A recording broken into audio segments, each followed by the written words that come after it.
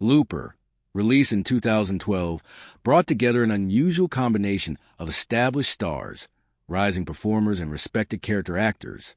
Written and directed by Rian Johnson, the film depended heavily on its cast because its central concept required the audience to believe that two very different-looking actors represented the same man at different stages of his life.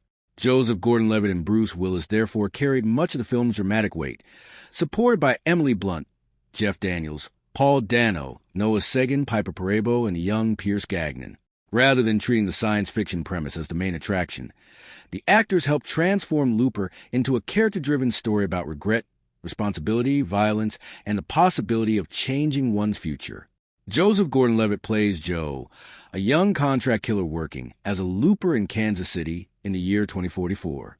By the time Looper was released, Gordon-Levitt had already completed one of the most interesting transitions from child actor to adult leading man in Hollywood. Many viewers originally knew him from the television comedy Third Rock from the Sun, where he played Tommy Solomon.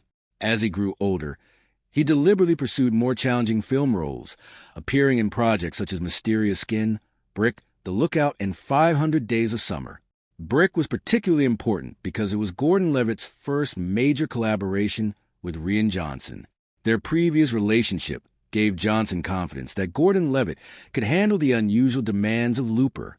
The role of Joe required more than a conventional action performance. Gordon-Levitt had to convince audiences that his character would eventually become the older Joe played by Bruce Willis. Prosthetic makeup altered the shape of Gordon-Levitt's face, particularly around his nose, lips, eyebrows, and jaw. However, the transformation depended just as much on performance. Gordon-Levitt studied Willis carefully, observing his facial expressions, speech patterns, posture, and physical movements. He avoided simply creating an exaggerated impersonation. Instead, he incorporated recognizable elements of Willis into his own acting while maintaining the personality of a younger, less experienced Joe. This creates one of the film's most fascinating performances.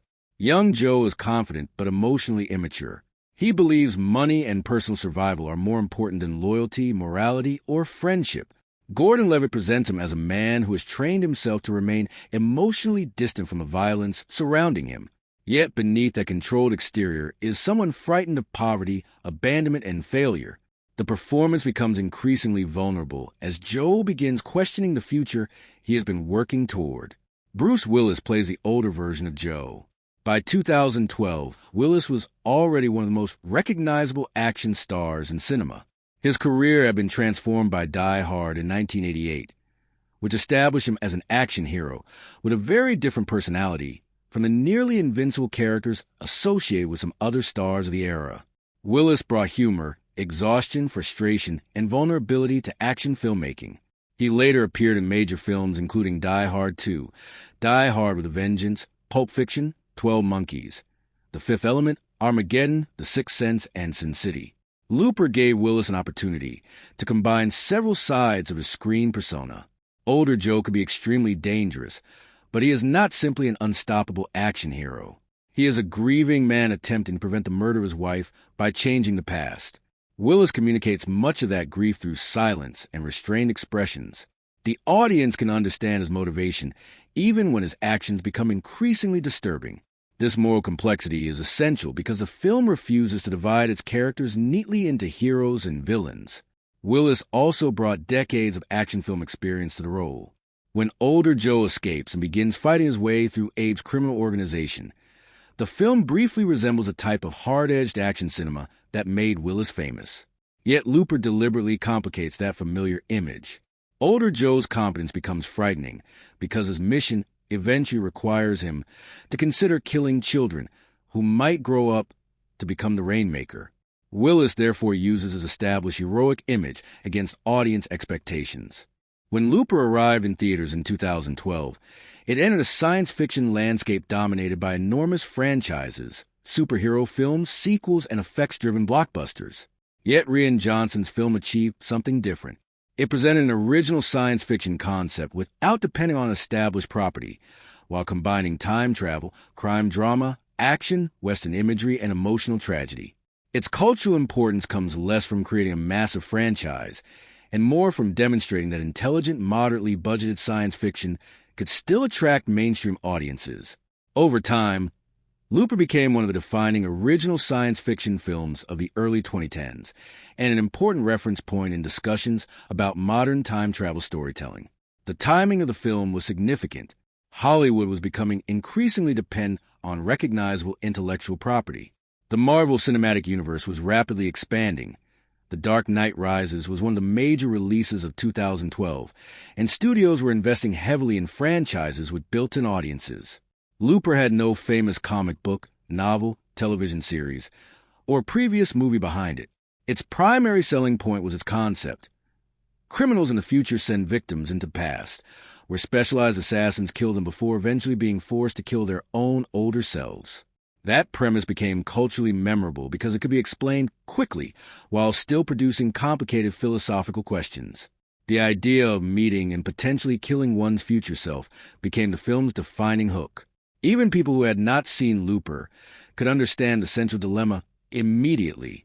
The concept entered discussions about time travel movies alongside films such as Back to the Future, The Terminator, 12 Monkeys, and Primer. Unlike stories primarily concerned with repairing history or preventing global catastrophe, Looper used time travel as a way of examining personal responsibility.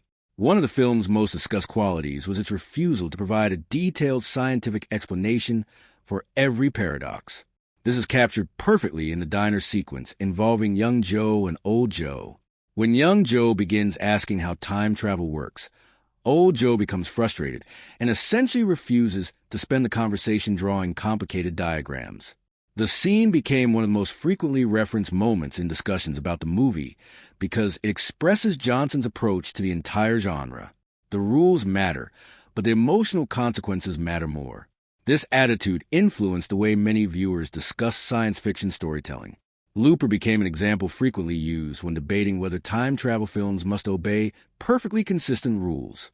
Some viewers analyze every possible contradiction, while others argue that the film deliberately treats temporal mechanics as secondary to character. That debate became part of the film's identity. Online discussions produced timelines, diagrams, theories, alternate interpretations, and attempts to determine exactly how changes to the past affect the future. The film's treatment of causality also generated extensive conversation. Old Joe remembers events differently when young Joe changes his behavior, suggesting that memories can be rewritten as history changes. Seth's horrifying fate provides another variation on the same idea. When his younger body is mutilated, the physical changes gradually appear on his older self. The sequence became one of Looper's most famous and disturbing scenes. It was repeatedly mentioned in conversations about memorable uses of time travel because it transformed an abstract paradox into immediate physical horror. Looper also contributed to the renewed popularity of serious time travel cinema during the 2010s. It appeared during a period when filmmakers were increasingly using science fiction concepts to investigate identity, memory, grief, destiny, and relationships rather than simply technological spectacle. In the years surrounding Looper, audiences encountered films such as Source Code, Inception, Predestination, Ex Machina, Interstellar, Arrival, and Edge of Tomorrow. These movies were very different from one another, but together they helped establish a strong market for intellectually ambitious mainstream science fiction. The film's cultural significance also comes from the way it combines futuristic technology with an intentionally familiar world. Instead of presenting 2044 as a gleaming civilization filled with impossible machines, Looper shows economic decline, social inequality, addiction, organized crime, and ordinary people living beside a limited amount of advanced technology. Cars are often recognizable. Guns remain physical and brutal. Farms still exist. Criminals wear clothing influenced by older styles. The future looks less like another universe and more like a damaged continuation of the present. This grounded approach became increasingly relevant as science fiction cinema moved away from perfectly polished futuristic cities. Looper's world suggests that technological progress does not automatically solve social problems. Telekinesis exists, but most people use it as little more than a party trick. Time travel will eventually be invented, yet it becomes a tool for organized crime. Advanced technology therefore exists beside poverty and violence rather than eliminating them. The Rainmaker storyline adds another cultural dimension. Old Joe believes that one exceptionally powerful individual is responsible for destroying the criminal system of the future and indirectly causing the death of his wife. His response is to travel into the past and eliminate the children who might become that person. This transforms a familiar idea of killing a future dictator before he becomes dangerous into a deeply uncomfortable moral question. Can someone be punished for crimes they have not committed? Does attempting to prevent future violence actually create the conditions that produce it? These questions gave Looper relevance beyond its science fiction mechanics. The movie explores cycles of violence and the tendency to justify cruelty by claiming that it will prevent greater cruelty later. Old Joe sees his actions as necessary because he possesses knowledge of a terrible future. Young Joe eventually recognizes that violence itself may be creating that future. The climax suggests that the Rainmaker may emerge because Sid witnesses his mother's death and grows up consumed by anger and trauma. The production of Looper was built around an unusual challenge. Writer and director Rian Johnson wanted to create a science fiction film involving time travel without allowing futuristic technology to overwhelm the characters. Although the story moves between 2044 and 2074, Johnson approached the production as a combination of crime thriller, western, film noir, and character drama. The result was a movie whose behind-the-scenes decisions were often designed to make an extraordinary premise feel surprisingly ordinary. From the locations and practical effects to Joseph Gordon-Levitt's transformation into Bruce Willis, many of the film's most distinctive qualities came from carefully controlled production choices.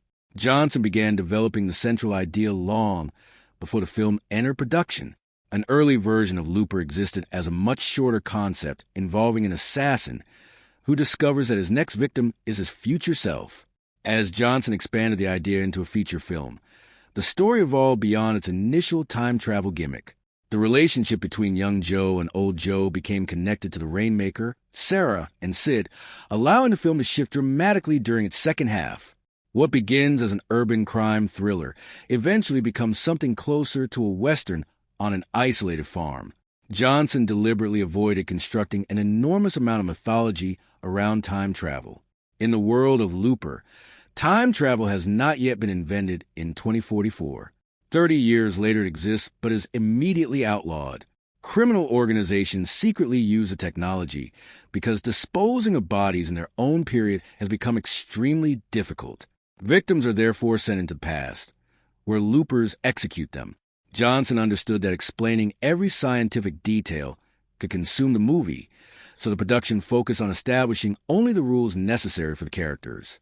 This philosophy produced the famous diner conversation between young Joe and old Joe. Young Joe wants to discuss the mechanics of time travel, but his older self refuses. The scene essentially communicates Johnson's attitude toward excessive exposition. Rather than stopping the film to explain every possible paradox, he asks viewers to accept the basic rules and concentrate on what those rules mean emotionally. This was an important directorial choice because it allowed Looper to remain accessible despite its complicated structure. Principal photography took place largely in Louisiana, with New Orleans and surrounding areas standing in for the future version of Kansas City. This choice gave the movie a distinctive physical atmosphere. Instead of constructing a completely artificial futuristic metropolis, the filmmakers could use real streets, buildings, industrial spaces, fields, and neighborhoods, then introduce futuristic details selectively. The result is a future that appears weathered and inhabited rather than newly manufactured for camera. The production design follows what Johnson described as a practical approach to the future. The filmmakers imagined that people in 2044 would still use many objects descended from contemporary technology. Cars, weapons, clothing, buildings, and furniture therefore remain recognizable. Some vehicles have been modified to suggest alternative energy systems, but they still look old and imperfect. This helped the filmmakers avoid the polished surfaces traditionally associated with futuristic science fiction. One of the largest production challenges was convincing audiences that Joseph Gordon-Levitt could plausibly become Bruce Willis. Johnson did not want the older Joe to be created digitally, and replacing either actor was not desirable. Instead, Gordon-Levitt underwent an extensive prosthetic transformation. Makeup artist Kazuhiro Tsuji designed appliances intended to incorporate recognizable elements of Willis's face, while preserving enough movement for Gordon-Levitt to perform naturally. The makeup altered Gordon-Levitt's nose, lips, eyebrows, and facial structure. Applying the prosthetics was a lengthy process that had to be repeated throughout production. The transformation could not simply make Gordon-Levitt look exactly like Willis because their underlying facial structures were too different. The goal was instead to create a visual bridge between them. The audience needed to look at young Joe and gradually accept that this man might age into Bruce Willis. Gordon-Levitt also performed extensive preparation independently of the makeup. He studied recordings of Willis, paying attention to the way he spoke, moved his mouth, held his body, and reacted silently. Willis recorded some of old Joe's dialogue so Gordon-Levitt could repeatedly listen to his voice. Gordon-Levitt was particularly interested in rhythm rather than simply copying the sound. The performance therefore became a mixture of physical observation and interpretation. Johnson understood that the transformation would inevitably attract attention. Rather than hiding the differences between the actors, the film acknowledges them and moves forward confidently. One clever moment occurs during the diner sequence, where young Joe and old Joe sit directly opposite each other. Instead of avoiding close comparisons, Johnson allows viewers to study both faces. The scene effectively asks the audience to accept the illusion because the emotional connection between performances is more important than perfect physical similarity. Bruce Willis presented another interesting element of the production. His history as an action star allowed Johnson to use familiar expectations while placing them inside a more unusual narrative. When old Joe escapes his execution and begins attacking Abe's organization, Willis temporarily becomes the experienced action hero audiences recognize. Johnson then complicates that image by making old Joe's mission increasingly morally disturbing. The film's action was generally designed to feel physical rather than excessively digital. Guns are loud, dangerous, and often awkward. The loopers used blunderbusses because their victims appeared extremely close range, making accuracy unnecessary. These oversized weapons became an important part of the movie's visual identity. Their crude brutality also reinforces the idea that the loopers are executioners rather than elegant professional assassins. Johnson's decision to introduce telekinesis presented another production challenge. Looper builds a story around a complicated time travel concept, but its narrative is carefully structured around a much simpler conflict. A man is forced to confront the person he will eventually become.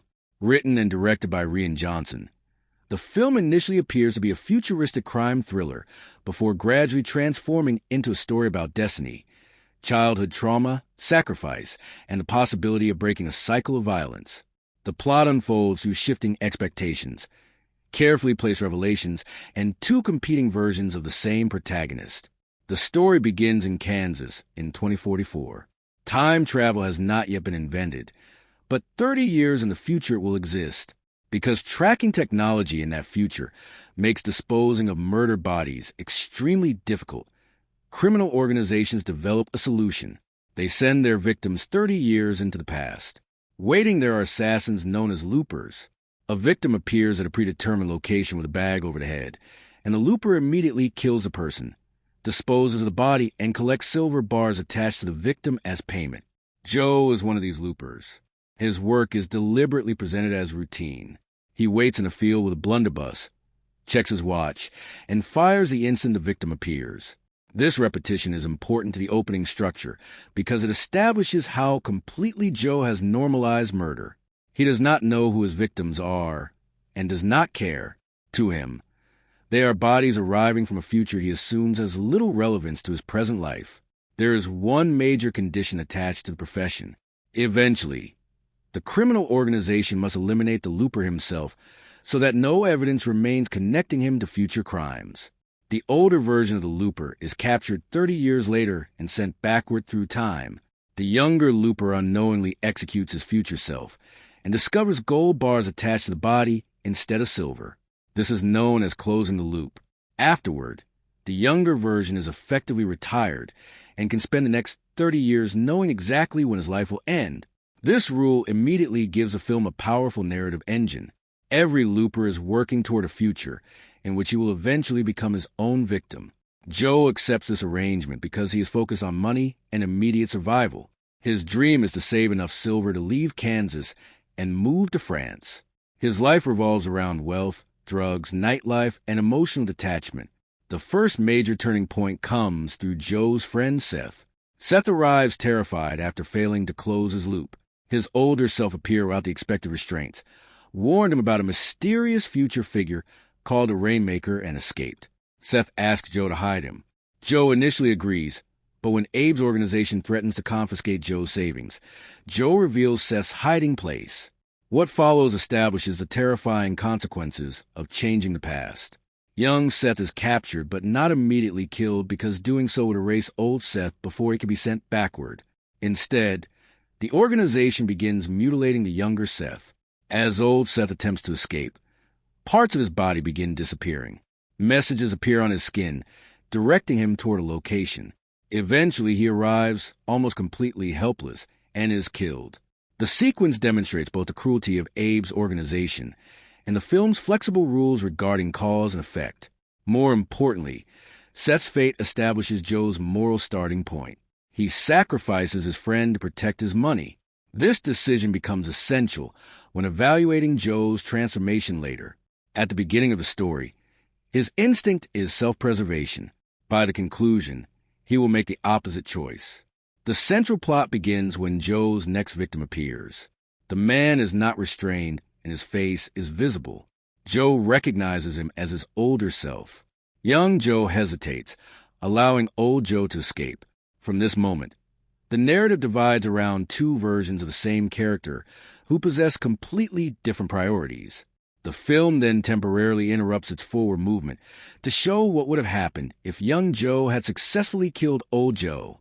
In this alternate progression, Joe collects his gold, retires, and travels overseas. His life becomes increasingly destructive as he spends his money and remains involved in violence. Eventually, he settles in Shanghai and meets a woman who changes him emotionally.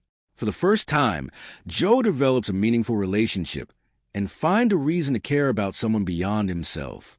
30 years pass, and the future criminal organization arrives to close his loop. His wife is killed during his capture. Devastated, old Joe overpowers his attackers and enters the time machine voluntarily, returning to 2044. The film then reconnects with a moment in which young Joe failed to kill him. This sequence is structurally important because it provides old Joe with a complete emotional history. The audience understands that he is not escaping merely because he fears death. He wants to change history and save his wife. His mission becomes connected to the Rainmaker, the powerful future figure who is closing all the loops and controlling organized crime. Young Joe and old Joe eventually meet in a diner, producing the movie's central confrontation. Instead of immediately turning the meeting into an action scene, Johnson allows the two versions of Joe to talk. Young Joe wants to understand time travel and his future, while old Joe views his younger self with frustration. Their goals are fundamentally incompatible. Young Joe wants to kill old Joe so he can repair his relationship with Abe's organization. Old Joe wants to remain alive long enough to change the future. Old Joe has identified several children who could potentially become the Rainmaker. His plan is horrifyingly simple. Locate them in 2044 and kill them before they grow up. This introduces the movie's central moral conflict. Old Joe believes murdering several children can prevent enormous future suffering and restore the life he lost. Young Joe initially opposes him largely for selfish reasons, but his motivation gradually changes. Using information taken from old Joe, young Joe travels to a farm belonging to Sarah. Her son, Sid, is one of the children on the list. At this point, Looper undergoes a major structural transformation. The urban crime thriller slows down and becomes an isolated rural drama. Joe waits at the farm because he expects old Joe to arrive eventually. Looper uses time travel as the foundation of its story, but its deeper concerns have relatively little to do with technology. Rian Johnson uses a collision between young Joe and old Joe to explore identity, selfishness, love, destiny, violence, parenthood, regret, and the possibility of personal change. The film repeatedly asks whether people are prisoners of the future or whether a single decision can redirect an entire life. Its symbols reinforce this question, particularly circles, clocks, silver and gold, guns, scars, fields, and the physical connection between younger and older versions of the same person. The most obvious theme is the cycle of violence. The profession of being a looper is itself based on a literal cycle. A young assassin murders people sent from the future until eventually his older self is sent back to become his final victim. The criminal system survives because every generation participates in destroying its own future. The expression "closing the loop" therefore has a meaning beyond the mechanics of organized crime. It represents a world in which violence continuously returns to the person who created it. Joe initially sees nothing wrong with this arrangement. He murders strangers because the consequences seem distant and abstract. The bodies technically belong to another time, allowing him to imagine that their deaths have little connection to his own life. That illusion collapses when the person standing in front of his gun is himself. Violence suddenly becomes personal. The film uses this encounter to ask a broader moral question. Would people behave differently if they could directly experience the future consequences of their present actions? Young Joe and Old Joe symbolize two forms of selfishness. Young Joe is concerned with protecting the future he hopes to have. Old Joe is concerned with restoring the future he has already experienced. Both initially treat other people as obstacles. Young Joe betrays Seth to preserve his silver. Old Joe hunts children because one of them may eventually become the Rainmaker. Their motivations differ, but each version believes his own future is valuable enough to justify suffering in the present. This creates the film's central exploration of identity. Young Joe and Old Joe are biologically the same person, yet they behave like enemies. Their confrontation suggests that identity is not fixed. 30 years of experiences have transformed Joe so dramatically that each version struggles to recognize the priorities of the other. Young Joe cannot understand why he would sacrifice everything for a woman he has not met. Old Joe cannot understand why his younger self cares so much about money and plans that he knows will eventually become meaningless. The diner scene makes this division especially clear. They sit across from each other almost like father and son rather than one individual. Old Joe remembers being young Joe, but young Joe has no emotional access to the experiences that created Old Joe. The sequence illustrates a familiar human contradiction. People know intellectually that they will change, yet often imagine their current desires will remain permanent. Love is the force that changes Old Joe, but Looper deliberately presents love as morally complicated rather than automatically redemptive. His wife gives his life meaning and helps him escape the destructive habits of his youth. After she is murdered, however, his love becomes an obsession with restoring what was lost. He is willing to murder children to create a timeline in which he survives. Love therefore produces both his humanity and his most horrifying decisions. Sarah represents a different form of love. Her relationship with Sid is imperfect, difficult, and marked by guilt. She cannot erase previous mistakes, but she can remain present and attempt to build a healthier future for him. Unlike Old Joe, who tries to repair his loss by rewriting history through violence, Sarah attempts to change the future through care. These approaches become opposing moral forces during the final act. Sid represents potential. He may become the Rainmaker, but he has not become him yet. The movie refuses to treat his future as inevitable. His extraordinary telekinetic abilities make him dangerous, but power itself does not determine whether he will become destructive. The emotional environment surrounding him may be equally important. This makes childhood trauma one of the movie's central themes. Young Joe eventually understands that Sarah's death could become the defining trauma of Sid's life. If Old Joe kills her in front of him, Sid may grow up driven by anger, grief, and revenge. The Rainmaker would then be created partly by the attempt to prevent the Rainmaker. This is the film's clearest example of a self-fulfilling prophecy. The idea connects directly to destiny versus free will. Old Joe behaves as though the future has already been written because he remembers living through it. Yet his very presence in the past demonstrates that history can change.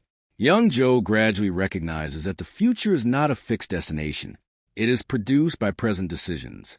Circles are the most important symbolic shape in the movie. The title itself refers to loops, and the lives of the assassins are circular.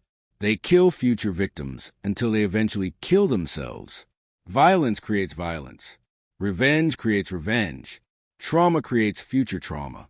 The story repeatedly moves toward repetition until young Joe finally chooses an action that breaks the circle. Clocks and watches reinforce this symbolism. Loopers must stand at specific locations and wait for victims to appear at exact times. Joe repeatedly checks his watch before firing. Time has been transformed into a schedule for death. The ordinary act of checking the time becomes associated with fatalism because Joe believes certain events are guaranteed to occur. Silver and gold also function symbolically. Silver represents Joe's immediate materialism. He carefully stores the bars earned from executions because they represent independence and the future he wants to purchase. His betrayal of Seth occurs because Abe threatens those savings. Joe therefore initially assigns greater value to accumulated metal than to another human life. Gold appears when a looper closes his loop. Looper has a distinctive visual identity because it avoids the polished futuristic imagery normally associated with time travel science fiction. Rian Johnson and cinematographer Steve Yedlin create a future that feels physical, dusty, worn, and surprisingly familiar. Rather than filling every frame with advanced technology, they introduce futuristic details selectively into recognizable environments. The cinematography combines film noir, crime thrillers, westerns, and science fiction, allowing the visual style to evolve alongside Joe's journey. The result is a movie in which framing, lighting, landscapes, practical environments, and restrained visual effects are more important than technological spectacle. The decision to present 2044 as an imperfect extension of the present is fundamental to the film's appearance. Buildings are weathered, streets look used, and many vehicles resemble ordinary automobiles that have been modified rather than completely redesigned. The future has advanced technologically, but has not become clean or utopian. Poverty remains visible, organized crime is powerful, and abandoned environments exist beside expensive clubs and futuristic devices. This approach immediately separates Looper from science fiction films dominated by enormous skylines and digital architecture. Johnson does not constantly remind viewers that they are watching the future. Instead, small details establish the period. Modified vehicles, unusual weapons, communication technology, and references to social change appear naturally within environments that otherwise seem recognizable. Steve Yedlin's cinematography supports this grounded philosophy. The camera is frequently controlled and deliberate. Johnson and Yedlin avoid making every action sequence visually chaotic. Many scenes are constructed through clear compositions that allow audiences to understand the geography before violence begins. This becomes especially important because the story itself is complicated. The images remain relatively readable even when the narrative deals with shifting timelines and paradoxes. The opening execution field establishes several visual ideas immediately.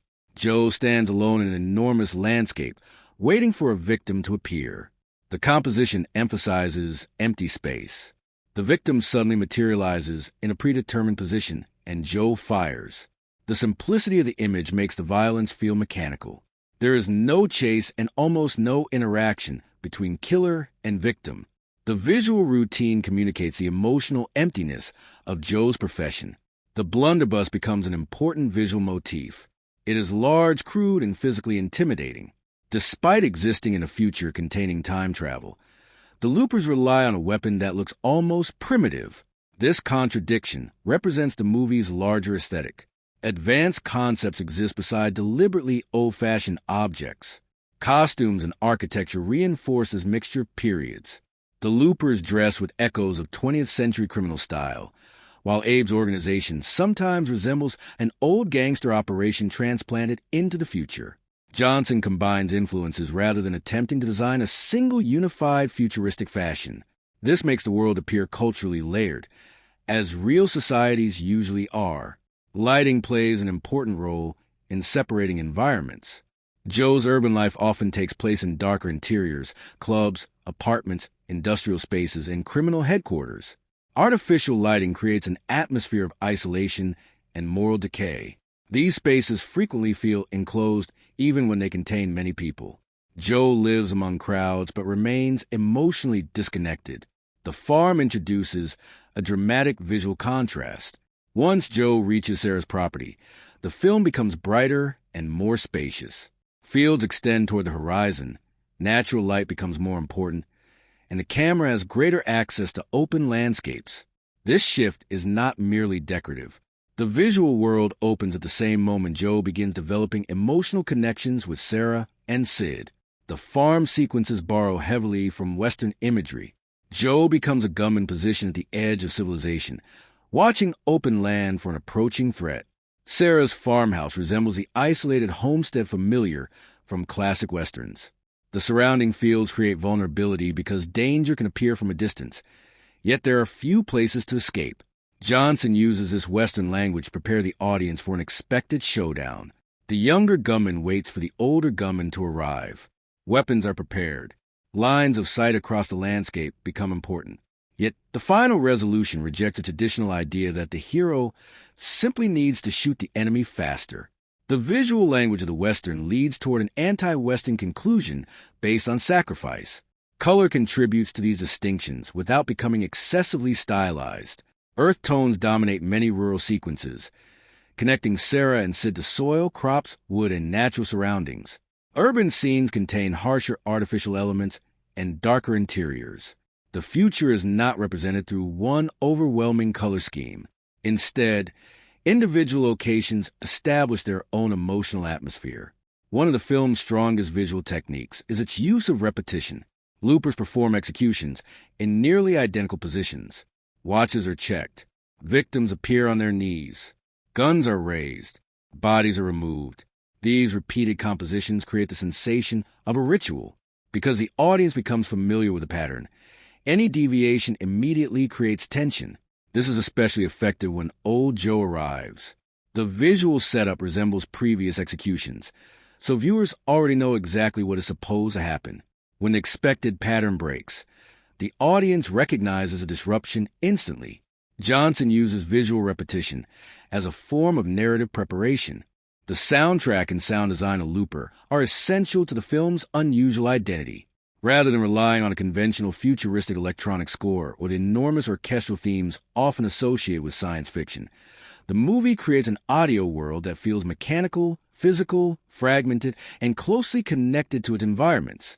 Composer Nathan Johnson, working with director Rian Johnson, developed a score that incorporates unusual percussion, manipulated recordings, environmental noises, and traditional musical elements.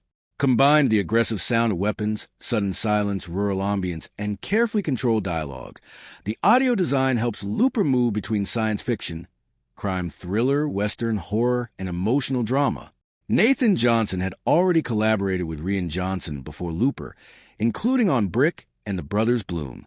Their creative relationship allowed the score to become closely connected to the director's larger concept for the film.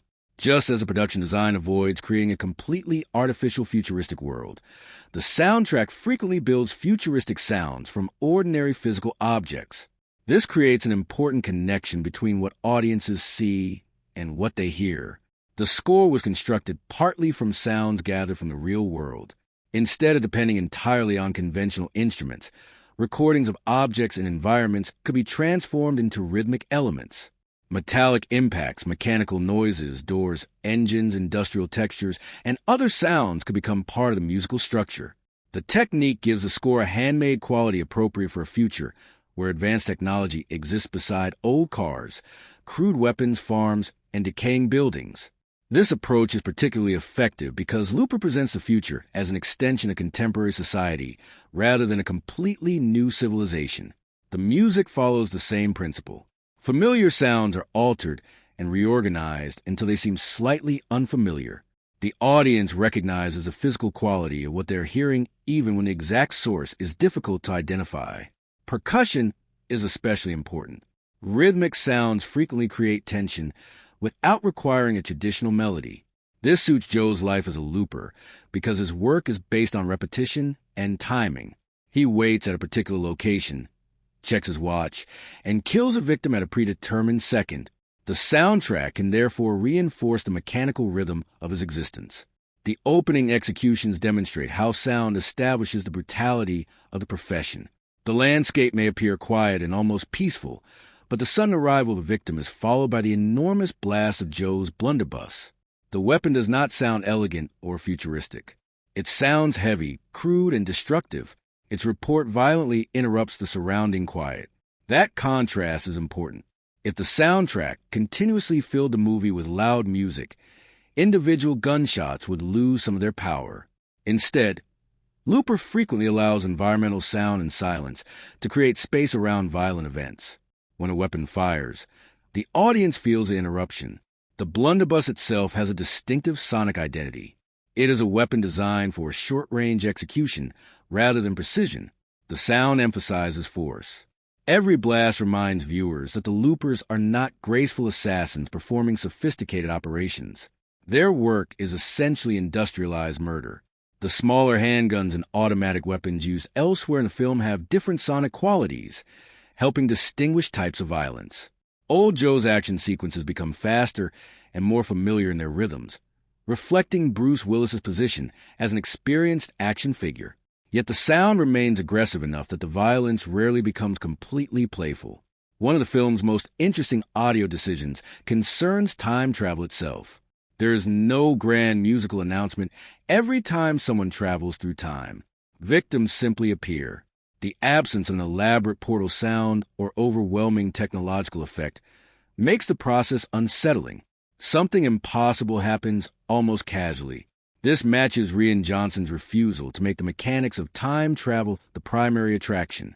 The technology is important because of what people do with it, not because the movie wants the audience to admire a machine. Sound therefore avoids turning every temporal event into a spectacular demonstration. The score becomes especially effective during sequences involving altered timelines.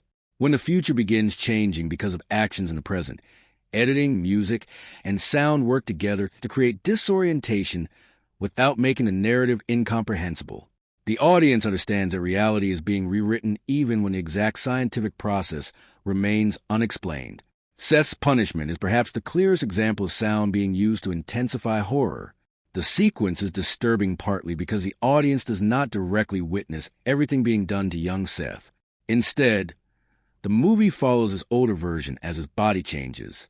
The horror depends on anticipation. Sound becomes crucial because viewers imagine the violence occurring elsewhere. The panic in old Seth's breathing, his movements, the surrounding environment, and the disturbing progression of his physical condition create greater discomfort than explicit images might have achieved. The sequence demonstrates that Looper often gains power from what it withholds. Silence and restrained ambience are equally important during the diner conversation between young Joe and old Joe. This is one of the film's most conceptually important scenes, yet the soundtrack does not attempt to overwhelm it. The voices of Joseph Gordon-Levitt and Bruce Willis carry the sequence.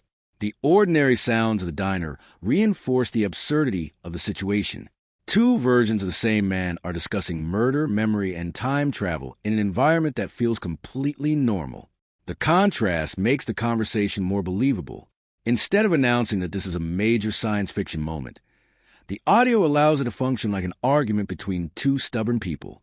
Voice itself becomes a form of sound design because Gordon-Levitt deliberately adjusted his performance to suggest Willis.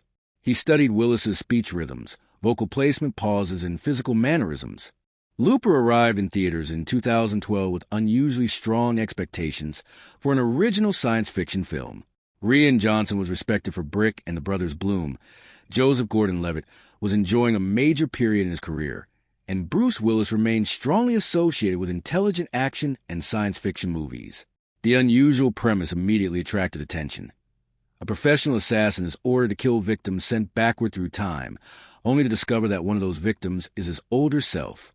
Critics generally responded very positively, while audiences turned the film into a substantial commercial success. At the same time, its time travel logic, prosthetic makeup, pacing, and ending generated significant debate. One of the strongest elements of the critical response was admiration for the screenplay. Reviewers frequently praised Johnson for taking a potentially confusing premise and making it understandable without allowing exposition to dominate the entire movie. The rules of the Looper profession are established efficiently. Audiences quickly understand why victims are transported into the past, why Loopers execute them, and why each assassin will eventually be required to close his own loop. Critics also appreciated the film's willingness to avoid explaining every paradox. The diner conversation between young Joe and old Joe became especially important to discussions of this approach. When young Joe begins asking detailed questions about time travel, old Joe refuses to spend the conversation constructing diagrams and explaining every possibility. For many reviewers, this was a clever acknowledgement that time travel stories could become trapped by their own mechanics. Not everyone accepted that philosophy. Some viewers argued that the movie's rules become inconsistent when examined closely. Seth's punishment was frequently discussed because alterations made to his younger body immediately reshape his older body. Old Joe's memories also appear capable of changing as young Joe creates new experiences. These concepts raise questions about why other alterations to history do not always produce equally immediate consequences. This became one of the central divisions in audience discussion. Supporters argued that Looper establishes enough internal logic for an emotional story to work and intentionally refuses to become a scientific puzzle. Critics of the film sometimes felt that Johnson used emotional storytelling to avoid solving contradictions created by the screenplay. The disagreement helped keep the movie active in online discussions long after its theatrical release. The performances received considerable praise. Joseph Gordon-Levitt faced the unusual task of portraying a younger version of Bruce Willis while remaining a believable independent character. Critics often noted his effort to reproduce Willis's mannerisms, particularly his mouth movements, facial expressions, posture, and vocal rhythms. The prosthetic makeup used to transform Gordon-Levitt became more controversial. Some viewers found it impressive and believed it helped bridge the physical difference between the actors. Others considered the altered nose, lips, eyebrows, and facial structure distracting. Because Gordon-Levitt was already highly recognizable, the transformation could initially seem strange even to viewers who understood its purpose. However, many responses observed that the makeup became easier to accept as the film continued. Gordon-Levitt's performance helped complete an illusion that the prosthetics alone could never accomplish. The diner scene was frequently highlighted because the movie confidently places Gordon-Levitt and Willis opposite one another instead of avoiding direct comparison. Bruce Willis also received strong notices for a performance that combined his established action persona with genuine emotional vulnerability. Old Joe is extremely capable and dangerous, but his motivation comes from grief rather than simple survival. The death of his wife gives him a reason to change history, and Willis communicates the character's loss with relatively restrained acting. Critics particularly responded to the moral deterioration of Old Joe's mission. His desire to save his wife is understandable, but his willingness to kill children who might become the Rainmaker forces the audience to reconsider its sympathy for him. The performance works because Willis never completely transforms Old Joe into a conventional villain. He remains a grieving version of the protagonist who will convince himself that terrible actions are necessary. Emily Blunt was another widely praised member of the cast. Sarah does not enter the story immediately, but once Joe reaches her farm, she becomes central to the movie's emotional structure. Blunt's American accent, physical confidence, and relationship with Pierce Gagnon's Sid help prevent Sarah from becoming merely a romantic interest for protagonist. Pierce Gagnon's performance attracted particular attention because Sid required an unusual combination of qualities. He needed to appear vulnerable enough for the audience to care about his survival, while also being frightening enough of the possibility that he could become the Rainmaker to remain believable. His controlled speech and sudden emotional explosions contributed greatly to the tension of the second half. Looper has developed a significant legacy since its release in 2012. Despite never becoming a traditional franchise, there was no Looper 2, no television spin-off, and no large merchandising empire. Its influence instead comes from its reputation as an original science fiction film that combined an accessible high-concept premise with character drama, moral questions, crime cinema, and Western imagery. Over time, it became a reference point for modern time travel storytelling, an important stage in the careers of Rian Johnson, Joseph Gordon-Levitt, Emily Blunt, and several members of its creative team. One of the most important parts of the film's legacy is its status as an original theatrical science fiction success. Looper appeared during a period when Hollywood was becoming increasingly focused on sequels, remakes, comic book adaptations, and established intellectual property.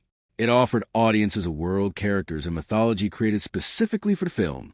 Its strong commercial performance demonstrated that an unfamiliar concept could still attract a substantial international audience when supported by recognizable actors, effective marketing, and strong reviews. This aspect of Looper has arguably become more significant with time. As major studio filmmaking has become even more dependent on established brands, movies such as Looper are frequently remembered as examples of the kind of mid-budget or moderately expensive genre production that many viewers want Hollywood to continue making. It delivered action and visual effects without requiring the financial scale of the largest blockbusters. The film also became part of the modern canon of time travel cinema. Discussions of the genre frequently include Looper alongside The Terminator, Back to the Future, 12 Monkeys, Primer, Donnie Darko, Source Code, Predestination, and other films that approach temporal paradoxes in different ways. Looper occupies a distinctive position because it openly refuses to make scientific consistency its only priority. The diner conversation between young Joe and old Joe became central to that reputation. Old Joe's frustration with detailed time travel explanations effectively functions as the movie's declaration of intent. Rian Johnson acknowledges that the premise creates paradoxes, but he refuses to allow the characters to spend an entire story drawing diagrams. This approach became a useful reference in later discussions about how much explanation science fiction stories actually require. Looper therefore influenced conversation about genre filmmaking as much as it influenced specific films. It demonstrated that a movie could establish clear enough rules for dramatic purposes without pretending to answer every theoretical problem created by time travel. For some viewers, that approach was liberating. For others, it remained the film's greatest weakness. The continuing argument itself became part of Looper's legacy. The movie's treatment of changing history also remains memorable. Seth's mutilation is regularly identified as one of the most disturbing visualizations of temporal cause and effect in modern science fiction. Rather than showing history changing through photographs, newspapers, or disappearing objects, Looper makes the consequences appear directly on a human body. Old Seth experiences injuries as they are inflicted on his younger self. His fingers disappear, his face changes, and eventually his limbs vanish. The scene turns time travel into body horror. Later films did not necessarily copy the sequence directly, but became one of the genre's recognizable examples of how a familiar temporal concept could be presented in an unexpectedly physical way. The relationship between young Joe and old Joe also contributed to a wider tradition of stories in which characters confront alternate or older versions of themselves. The concept existed long before Looper, but Johnson gave a particularly personal interpretation. Young Joe and old Joe do not simply exchange information. They become enemies because each values a different future. This idea became increasingly common in mainstream science fiction during the following decade, as stories involving alternate selves, branching timelines, multiverses, and different versions of established characters grew dramatically in popularity. Looper did not create that trend, but its success demonstrated how emotionally effective a confrontation between versions of the same person could be. Its influence can also be seen in the continued popularity of science fiction movies that use elaborate concepts to explore relatively intimate human problems. Films such as Arrival, Ex Machina, Predestination, and other intellectually oriented genre productions differ greatly from Looper, but they share an audience interested in science fiction built around ideas, identity, morality, and emotion rather than spectacle alone. Looper also helped reinforce the value of genre blending. The film begins with the atmosphere of a futuristic crime story, introduces film noir characteristics, develops into a chase thriller, moves toward a rural western, and finally becomes a tragedy about sacrifice and childhood trauma. This combination makes it difficult to classify as only one kind of movie. Rian Johnson would continue demonstrating a similar interest in manipulating genre conventions throughout his later career. Brick had already transformed the language of hard-boiled detective fiction into a high school setting. Looper took time travel and combined it with gangster and Western traditions. Knives Out would later take the classical murder mystery and reconstruct it around modern social tensions and character comedy. For Johnson personally, Looper was one of the most consequential films of his career. Before its release, he was admired primarily within independent and enthusiast film circles. Brick had established him as a filmmaker with a distinctive voice, while Brothers Bloom demonstrated his interest in playful narrative structures. Looper proved that he could preserve those qualities while working on a significantly larger production. The film's success increased Johnson's visibility within the industry and helped demonstrate that he could manage major stars, action sequences, visual effects, complex storytelling, and an international release. Looper created an unusually strong relationship with audiences because it offered two experiences at the same time. On the surface, Viewers could enjoy it as a science fiction thriller involving assassins, time travel, gunfights, telekinesis, and a confrontation between Joseph Gordon-Levitt and Bruce Willis. Beneath that entertainment, however, the movie encouraged audiences to think about aging, regret, destiny, parenthood, selfishness, and the consequences of choices. This combination helped Looper resonate with different generations and gave viewers several ways to interpret what its ending actually means. For younger audiences, young Joe provides the most immediate point of identification. He lives almost entirely in the present while believing that he has carefully planned his future. He saves money, dreams of leaving his surroundings, and assumes that reaching another place will somehow allow him to become another person.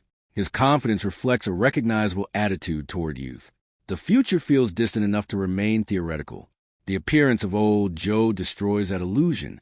Suddenly, the future is standing directly in front of him. Young Joe discovers that his older self has different priorities, different emotions, and experiences he cannot yet understand. The idea encouraged viewers to consider an uncomfortable question. If they could meet themselves 30 years later, would they recognize the person they had become? This is one reason the diner scene became so important to audience interpretation. The two Joes are technically the same person, but their conversation resembles an argument between generations. Young Joe is impatient with the older man's emotional priorities. Old Joe is frustrated by the younger man's arrogance and inability to understand what decades of experience will eventually teach him. Older viewers could approach the scene from the opposite direction. Old Joe remembers being the younger man and knows how temporary his ambitions will prove to be. He understands that the money, nightlife, and plans that dominate young Joe's imagination will eventually become insignificant compared with the relationship he forms with his wife. Yet the movie refuses to suggest that age automatically produces wisdom. Old Joe has learned how deeply he can love another person, but grief has also made him dangerous. He possesses greater emotional experience than young Joe while simultaneously becoming capable of murdering children. This contradiction prevented audiences from treating either version as completely correct. Many viewers therefore interpreted Looper as a story about the instability of personal identity. People often imagine themselves as continuous individuals with consistent values, but the two Joes demonstrate how radically experience can change priorities. Young Joe believes he understands what matters. Old Joe knows that he does not. At the same time, Old Joe has become so consumed by his own loss that he cannot see what his actions may create. The question of sympathy became central to audience reactions. Old Joe's motivation is emotionally understandable. His wife is murdered, and he is given an extraordinary opportunity to change the event. Many viewers can understand why he would attempt to save her. The moral problem begins when saving her requires him to kill children who have committed no crimes. This creates one of the film's most difficult audience questions. If someone knew that a child would grow up to become responsible for enormous suffering, would killing that child be justified? Looper complicates a familiar hypothetical by refusing to establish with certainty which child becomes a Rainmaker or whether that future is inevitable. Some viewers interpreted Old Joe as a tragic hero who gradually becomes a villain of someone else's story. Others saw him as a warning about grief becoming selfishness. His love for his wife is genuine, but he eventually treats every other life as less important than hers. The audience can emotionally understand him without morally agreeing with him. Young Joe undergoes the opposite transformation. At first, many viewers had little reason to consider him heroic. He is an assassin who kills strangers for money. More importantly, he betrays Seth after Abe threatens his savings. The sequence establishes that young Joe values his personal future more than his friend's suffering. His time at Sarah's farm gradually changes the audience's relationship with him. He begins protecting people rather than simply protecting himself. His connection with Sid is especially important because Joe is forced to see a possible future criminal as a frightened child rather than an abstract threat. Sid produced some of the most divided interpretations among viewers. One interpretation treats him as almost certainly the future Rainmaker. His intelligence, extraordinary telekinetic power, and emotional instability strongly suggest that possibility. From this perspective, Joe's final sacrifice prevents a traumatic event that would transform Sid into a feared future figure. Another interpretation emphasizes uncertainty. Sid possesses the ability to become dangerous, but that does not mean he must become the Rainmaker. The entire moral point may be that people cannot legitimately punish a child for a future that has not occurred. His potential remains open. This distinction matters because it changes the meaning of the ending. If Sid definitely becomes a Rainmaker after witnessing Sarah's death, Joe's sacrifice directly prevents a specific future. If Sid's future was always uncertain, Joe's sacrifice becomes something more philosophical. Joe stops trying to control destiny and simply chooses the morally responsible action available in the present. Sarah also became important to audience interpretation because she represents the possibility that care can alter a person's future. She has made mistakes as a mother, and her relationship with Sid is not idealized. What matters is that she is attempting to remain present and rebuild trust. Looper is structured around characters who are defined by their relationship with the future. Young Joe wants to protect the future he imagined for himself. Old Joe wants to recover the future that has been taken away from him. Sarah wants to create a better future for her son, while Sid represents a future that could develop in radically different directions. These conflicting desires turn the film into more than a story about time travel. Each major character is confronted with the question of whether people are permanently defined by their past or capable of changing before destructive patterns become inevitable. Young Joe begins as one of the least traditionally heroic protagonists in mainstream science fiction. He is a professional killer who executes people without knowing their identities. Victims appear from the future with their faces covered, allowing Joe to treat murder as routine employment. His emotional detachment is not simply part of his profession. It defines the way he approaches nearly every relationship. Money provides young Joe with his strongest sense of security. He collects silver from his executions and carefully stores it because he dreams of eventually escaping his life. He plans to move abroad and imagines that financial independence will allow him to reinvent himself. The irony is that Joe wants a better future while doing almost nothing in the present to become a better person. His treatment of Seth demonstrates this selfishness clearly. When Seth fails to close his loop, he asks Joe for protection. Joe initially hides him, suggesting that some loyalty exists between them. However, Abe's organization discovers what has happened and threatens Joe's savings. Faced with a choice between protecting his friend and protecting his silver, Joe reveals Seth's hiding place. The decision is essential to Joe's character arc because it establishes the moral distance he must travel. He is not forced to betray Seth to save his own life.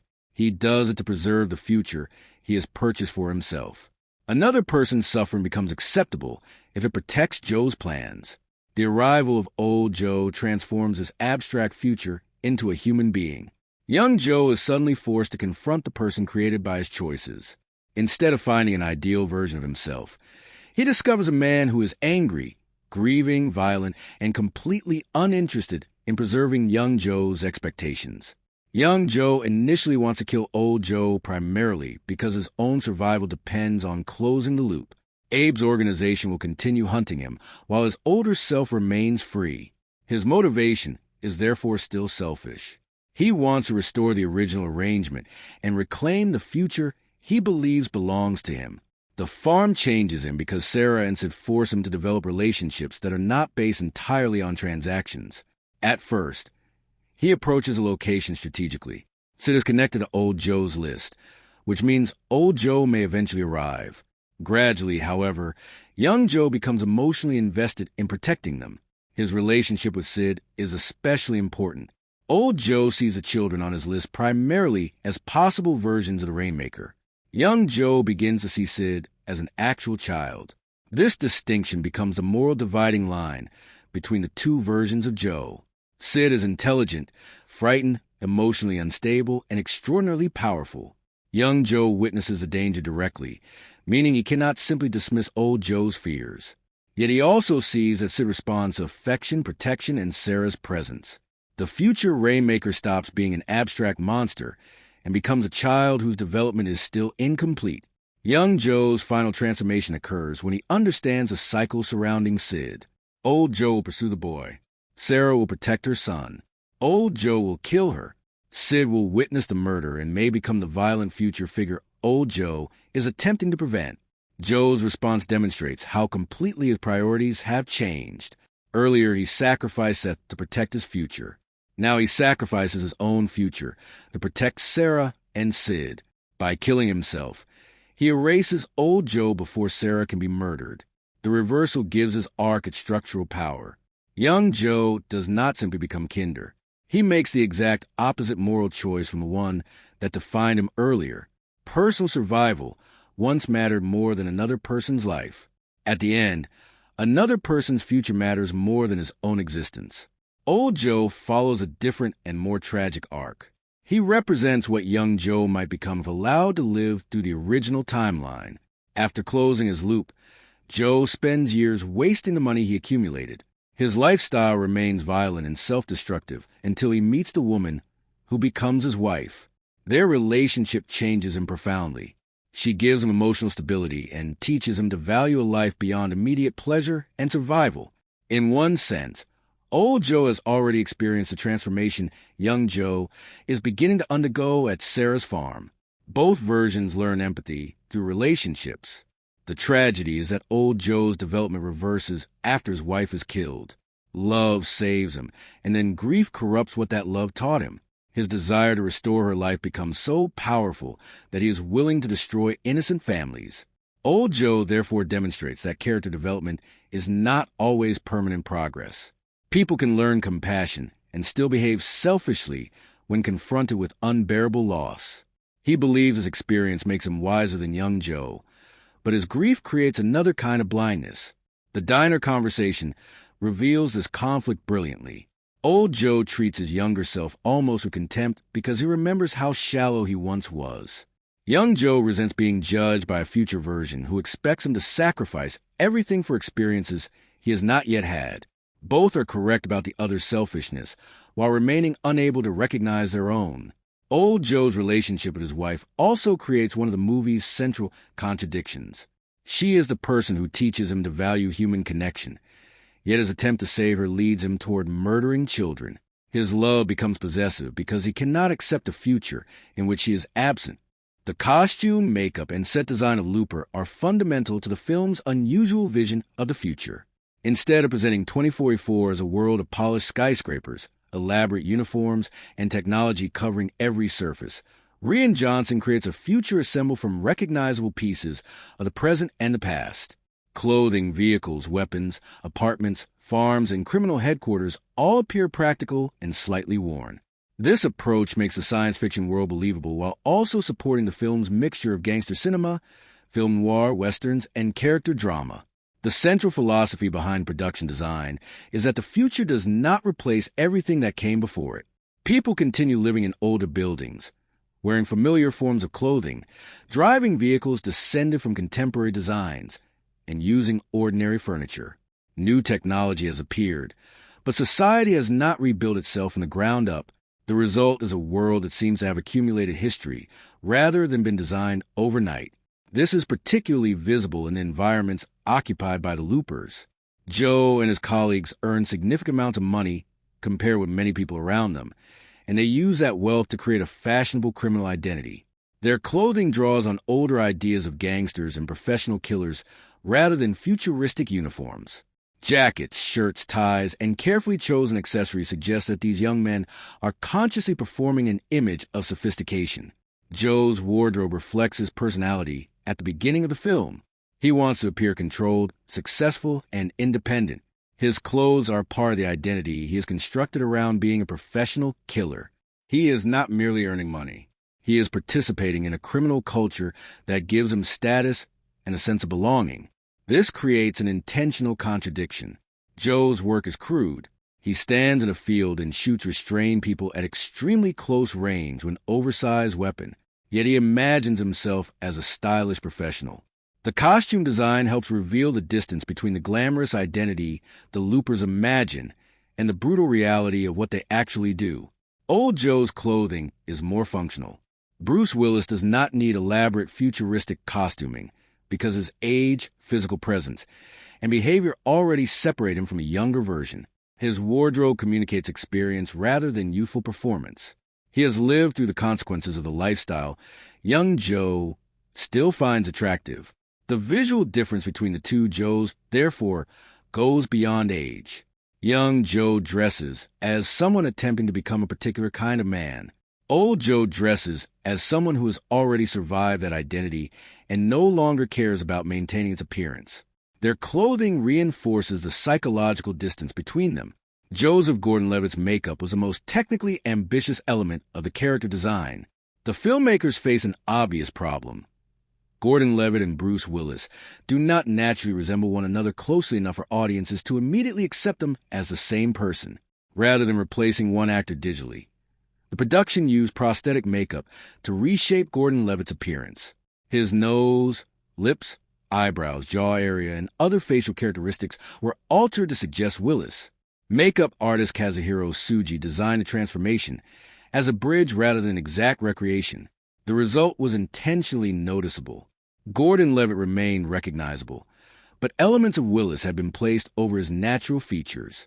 This produced divided reactions, yet became one of the most memorable design choices associated with Looper. The makeup also had to support performance.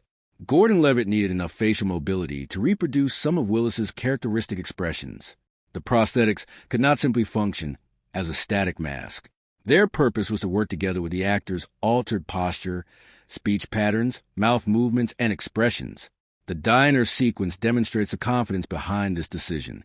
Young Joe and Old Joe sit directly opposite each other under ordinary lighting. The filmmakers could have hidden Gordon-Levitt in shadow or avoided close comparisons, but instead they invite the audience to examine both faces. The scene effectively argues that character continuity comes from makeup and performance working together. Sarah's costume design operates according to a completely different principle.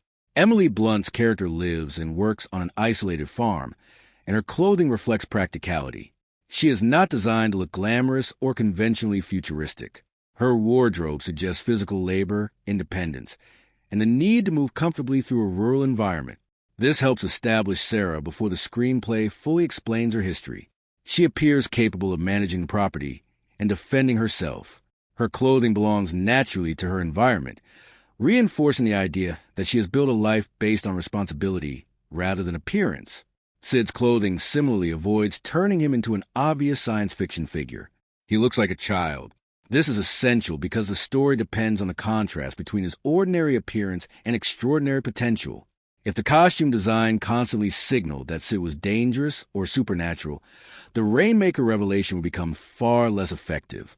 The sets follow the same strategy of restraint. Joe's urban world contains recognizable apartments, streets, clubs, industrial areas, and criminal spaces. Futuristic elements appear selectively rather than dominating every room. The audience is allowed to understand the future through details. Abe's headquarters is especially important because it reflects the criminal hierarchy. Abe comes from the future, yet his organization has the atmosphere of an old-fashioned gangster operation. The design supports Jeff Daniels' performance. He behaves less like the commander of a futuristic technological empire and more like an experienced crime boss managing unreliable young employees. The screenplay of Looper is one of the main reasons a film can handle a complicated time travel premise without becoming overwhelmed by explanation. Written by director Rian Johnson, the script introduces assassins, criminal organizations, future technology, altered memories, telekinesis, and competing timelines, yet its most important scenes are built around relatively simple conversations. Johnson uses dialogue to establish rules quickly, reveal personality, create humor, and turn philosophical questions into personal conflicts. Rather than attempting to explain every paradox, the screenplay repeatedly redirects attention toward what time travel means for characters. The opening demonstrates Johnson's economical approach to exposition. Joe explains the basic concept of loopers through narration, while the audience watches him perform his job. Victims are sent backward from the future, appear at predetermined locations, and are immediately executed. Payment is attached to their bodies. The explanation works because dialogue and action provide information simultaneously. The screenplay therefore avoids spending a long opening sequence explaining the history of time travel. Audiences are given only what they need. Time travel will eventually be invented. It will become illegal, organized crime will secretly use it, and loopers dispose of the victims. The exact physics are irrelevant to Joe because he does not understand them either. This limited perspective becomes one of the script's greatest strengths. Joe is not a scientist. Abe is not interested in teaching him temporal theory. The loopers are employees using technology created by people decades ahead of them. Because the characters possess incomplete knowledge, the screenplay can preserve mystery without making their ignorance seem artificial. The expression "close in the loop" is particularly effective writing. It communicates a complicated idea through a short phrase. When a looper's future self is sent backward and killed by his younger version, the contract is complete. The phrase also contains a central metaphor of the film. People are trapped in cycles that eventually return violence to its source. Johnson builds much of the first act around establishing these rules before breaking them. Seth fails to close his loop. Then Joe faces the same problem. Because audiences already understand what is supposed to happen, relatively little dialogue is required to explain why the situation is dangerous. Seth's conversations with Joe reveal how exposition can also become character development. Terrified and desperate, Seth explains that his future self escaped and mentioned the Rainmaker. The information establishes a larger mystery, but the emotional focus remains on Seth's fear. The audience learns about the future because a frightened character has an urgent reason to talk about it. Joe's response reveals his own personality. He is willing to help Seth temporarily, but his loyalty has limits. When Abe's organization threatens his silver, Joe gives Seth up. The screenplay does not need a speech explaining that Joe is selfish. His decision communicates it. Abe's dialogue provides some of the film's sharpest characterization. Jeff Daniels delivers his lines with casual authority, and Johnson frequently gives him dialogue that sounds almost conversational even when he is threatening someone. Abe understands that the young loopers imagine themselves as sophisticated criminals, and he often treats that self-image with amusement. His conversations with Joe also contain humor, because Abe recognizes Joe's pretensions. Joe dreams about leaving for France and imagines himself as worldly, while Abe possesses actual knowledge of the future. The contrast allows the screenplay to mock Joe gently without turning him into a joke. This humor is important because Looper could easily become oppressively serious. The story includes execution, mutilation, child murder, grief, and self-sacrifice. Small moments of dry comedy prevent the tone from becoming monotonous. Johnson generally allows humor to emerge from personality rather than interrupting dramatic scenes with unrelated jokes. The most important dialogue sequence is the diner meeting between young Joe and old Joe. Structurally, the entire premise seems to promise this conversation. A man finally has the opportunity to sit across from his future self and ask what his life will become. A more conventional screenplay might use the scene for enormous amounts of exposition. Young Joe could ask about future technology, historical events, relationships, and the mechanics of time travel. Johnson deliberately refuses that approach. When young Joe begins asking how time travel works, old Joe becomes irritated. He knows that trying to explain every paradox will lead to an endless discussion. His refusal has become one of the defining moments of the film because it functions on two levels. Old Joe is frustrated with young Joe, while the writer is effectively communicating with the audience. Johnson is telling viewers that Looper will not stop to solve every theoretical contradiction. The screenplay establishes rules when they are dramatically necessary, but character remains more important than diagrams. The diner conversation also demonstrates how dialogue separates the two versions of Joe. Young Joe is curious about the future because he still imagines it as something he owns. Old Joe sees those questions as naive because he has already lived through decades that young Joe cannot emotionally understand. Their argument about old Joe's wife is particularly revealing. Young Joe has never met her, and therefore cannot comprehend why she matters so much. From his perspective, old Joe could simply allow events to proceed and eventually meet her again. Old Joe understands that relationships cannot be reduced to interchangeable events on a timeline. The screenplay therefore uses time travel to dramatize a common problem between people at different stages of life. Knowledge can be communicated, but experience cannot. Old Joe can tell his younger self that he will love someone deeply, yet young Joe cannot feel that love merely because he has been informed about it. This makes the dialogue emotionally richer than conventional exposition. The characters exchange information, but the real conflict comes from their inability to share perspective. The marketing campaign for Looper faced a challenge that reflected the film itself. The premise was easy to summarize, but difficult to explain without revealing too much. A young assassin kills people sent backward through time until one day his next target is his older self. That concept provided the campaign with an immediate hook, and the promotion wisely concentrated on the confrontation between Joseph Gordon-Levitt and Bruce Willis, rather than attempting to explain every rule of the film's world. Bruce Willis was especially important to the commercial positioning. By 2012, his name was strongly associated with action cinema, particularly through Die Hard and Decades thrillers. His presence allowed Looper to be advertised as a major action film, even though its screenplay was more philosophical and structurally unusual than the trailers initially suggested. Audiences unfamiliar with Rian Johnson could immediately understand the appeal of watching Willis being hunted by a younger version of himself. Joseph Gordon-Levitt represented a different but complementary audience. His career had expanded considerably through films such as 500 Days of Summer and Inception, and he had developed a reputation for choosing interesting projects rather than remaining within a single genre.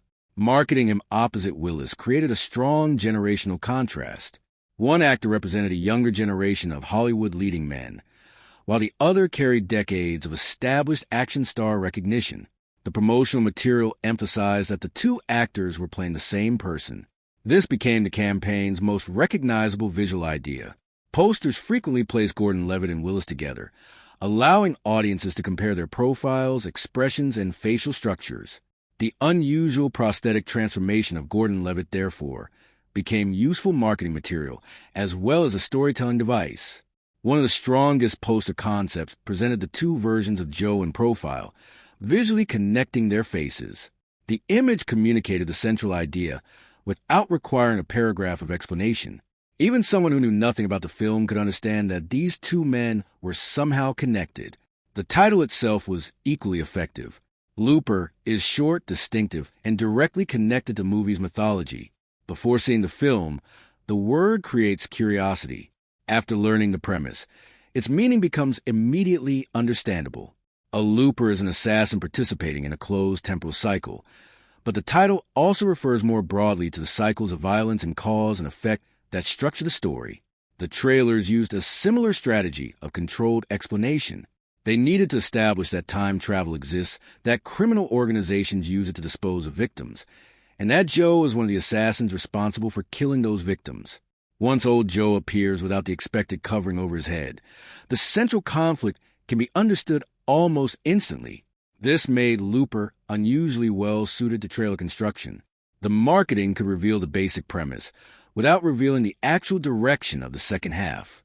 Audiences could know that young Joe would hunt old Joe while remaining unaware of Sarah, Sid, the full significance of the Rainmaker, and the moral decision that eventually defines the ending. The trailers naturally emphasize action. Gunfire, chases, explosions, confrontations, and Bruce Willis carrying weapons made the film appear accessible to mainstream thriller audiences. This was commercially sensible, but it also created an interesting difference between the advertised movie and the complete experience. Looper contains action, but substantial sections are built around conversation and character development. The story eventually slows down at Sarah's farm, becomes increasingly concerned with childhood trauma, responsibility, and the possibility of breaking cycles of violence. Marketing could only communicate part of this without becoming too complicated. The campaign therefore sold the movie primarily through the question of pursuit.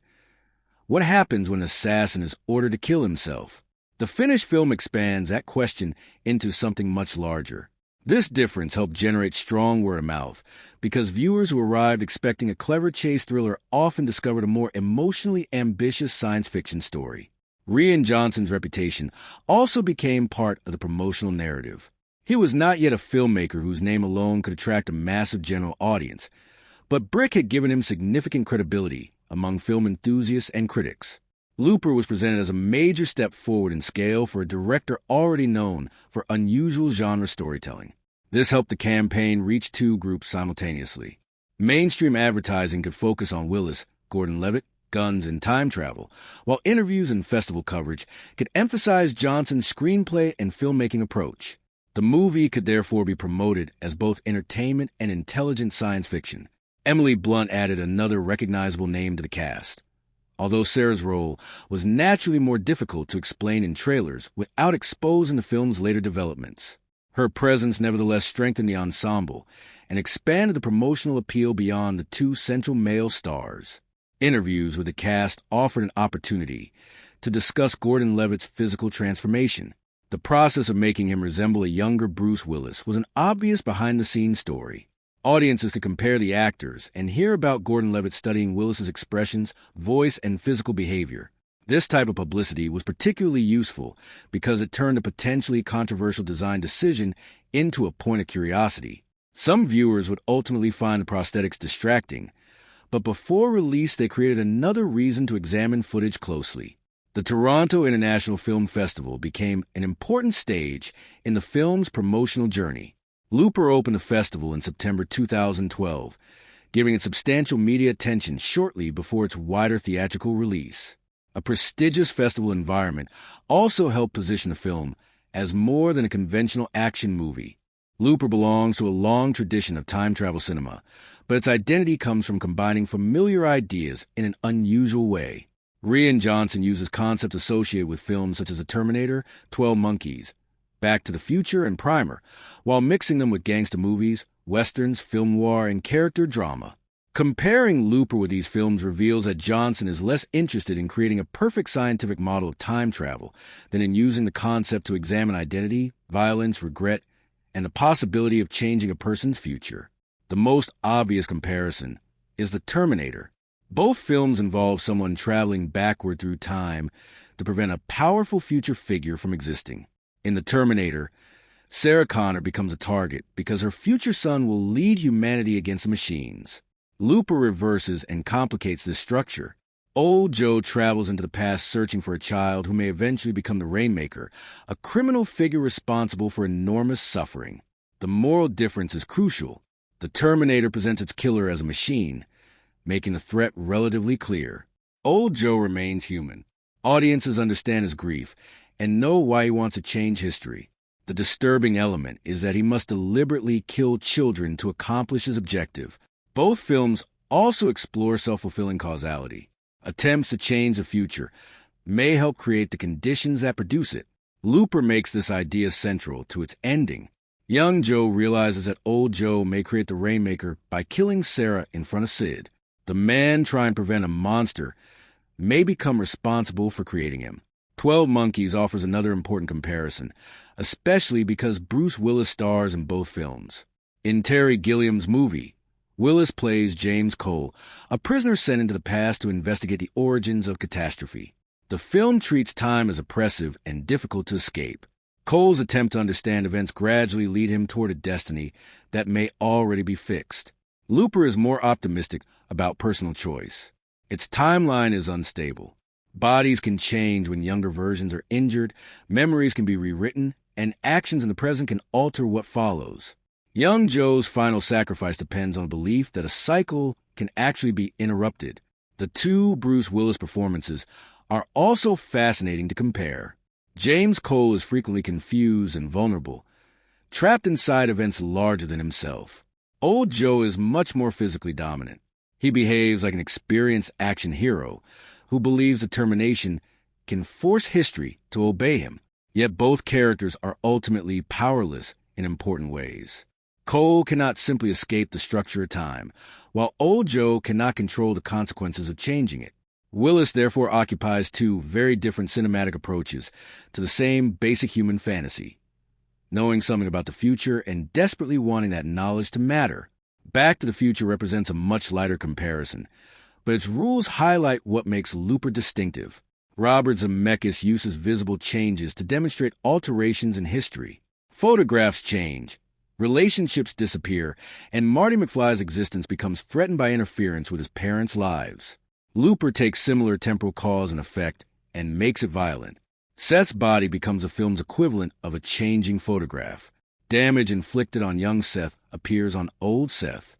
Fingers disappear, injuries emerge, and limbs vanish as the future version races toward the location where his younger body is being destroyed. The concept is horrifying because Johnson converts a familiar time travel mechanism into body horror. Back to the Future uses changing history to create adventure and comedy.